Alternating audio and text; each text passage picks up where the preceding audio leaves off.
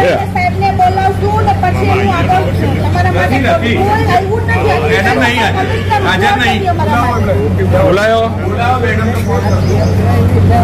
અને શું કહેશે ચેક નહીં ગયો ને કહી તો તમને રાતોરાત સડતરી નાખશું આવી અમને બળજબરી કરતો એની ઓકાત કઈ છે. તો ત્યારે મોદી નહીં જોતો તો ક્યાંય બેઠો એ છાપરામાં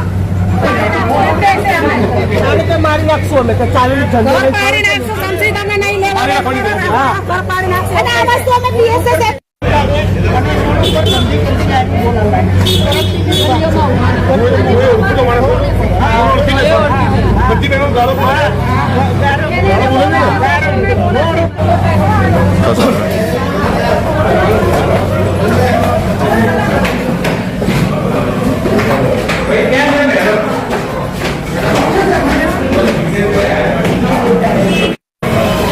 આ બાજુ શું કોણ છે અહીંયા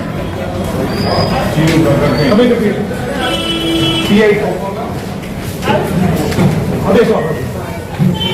પીઆઈને ફોન કરીને એવું કહો કે જિગ્નેશભાઈ એવું કીધું છે કે તમારા એસીપી નહીં આવે ત્યાં સુધી હું પોલીસ સ્ટેશન નહીં છોડું. આવું એમને જાણ થાય લઈને પોલીસ કમિશનરના બંગલાએ જઈશ એમના ઘરે કચેરીએ નહીં. આવું જિગ્નેશભાઈ કીધું કહો.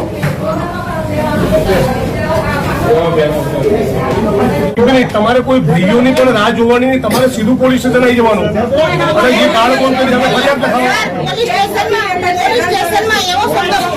ફરિયાદ તમારી ત્યાંની મેટર છે. ખૂન ખરાબા થઈ ગયો તો મારી પાસે આવો તો હું એનું સોલ્યુશન હલ કરી શકીશ. તો અમે કોઈનું ખૂન કરીને પછી આવી તો થઈ શકે. આનો કોઈ હલ નથી અમારી. મારા મારી કેસ હું કોઈ વાતમાં જાણતો નહોતો. તમારું નામ બારાબારી કેસમાં તમારું નામ લખાયું. બારાબારી કરે પોલીસે ફરિયાદ લઈ લીધી. અહીંયા બધા તમને મળવા માંગે છે. હા, આ 78 વર્ષના કાકા બિલ્ડરના લોકો ઉપર હુમલો કર્યો. તમે આમની સામે ઓફેન્સ દાખલ કર્યો. જાઓ બા. હા હા, આ 78 વર્ષના કાકા જે શારીરિક અશક્ત છે, સરખું ચાલી નથી શકતા, એ લોકોને મારે છે. એમ તમે એફઆઈઆર દાખલ કરી છે આમની વિરુદ્ધમાં. અરે તમે એફઆઈઆર કરી છે, આમની ઉપર આરોપી બનાવી દે. બીજું આ બિલ્ડરોને માણસો બધાને અશ્લીલ ગાળો બોલી દે છે. બધી બહેનોને તમને અગાઉ ફરિયાદ કરી, લેખિતમાં પણ ફરિયાદ આપેલી છે. લેખિતમાં ફરિયાદ આપેલી ફેબ્રુઆરી. તપાસની એફઆઈઆર કરો અત્યારે હાલ જ એફઆઈઆર દાખલ કરો કે ગાળો બોલી છે તમને અશ્લીલ. આ બોલી છે.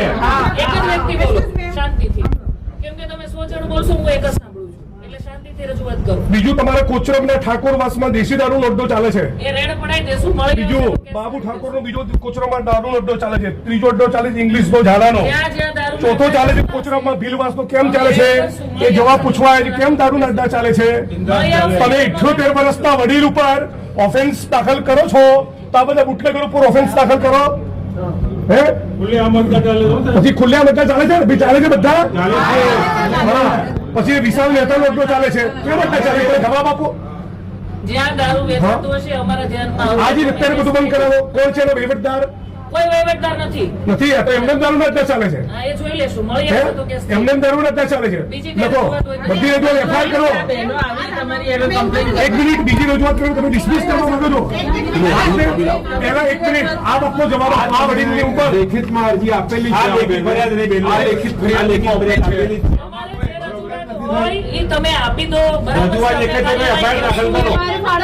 દારૂ વેચાતો છે તે મળી આવશે તો કેસ કરશું. સુધી કોઈ ફરિયાદ થઈ નથી. કાલ સવારે મને ફરિયાદ નહીં જોઈએ. તમારા જ્યુરિસ્ડિક્શનમાં દારૂના અડ્ડા લાગે છે. તમારા ડીસીપી ને મારે કહેવું પડશે. તમારા પોલીસ ઇન્સ્પેક્ટરને સમજાઈ નથી રહ્યું ઓફેન્સ દાખલ કરવાનું. સ્ત્રીઓને અશ્લીલ ગાળો બોલવી એ ફોજદારી ગુનાનું કૃત્ય ના કહેવાય. બિલ્ડરોના માણસોને બીજું ખબર પડી એટલે 78 વર્ષના કાકાને ઉપર ઓફેન્સ દાખલ કરી છે. તમે જે એમનો ગુનો દાખલ કરવાની જો સૂચના ન આપી હોય અને 20 દારૂના અડ્ડાનું લિસ્ટ પણ જાહેર કરવાનો છું. તમારે ન કરવું હોય તો ડીસીપી ને ત્યાં જવું. તમે મને ના પાડી દો તો હાલ ફોન મૂકીને ડીસીપી ને કહું. કે ભાઈ મારે ફરિયાદ કરવી છે ના ના અત્યારે હાલ તમે પેલા પાલડી પીએ ને તમે સૂચના આપો. 5 ફેબ્રુઆરી થી ફરિયાદ આપી છે, એફઆઈઆર કરે એમાં. હું એફઆઈઆર ની કોપી લઈને પછી જઈશ.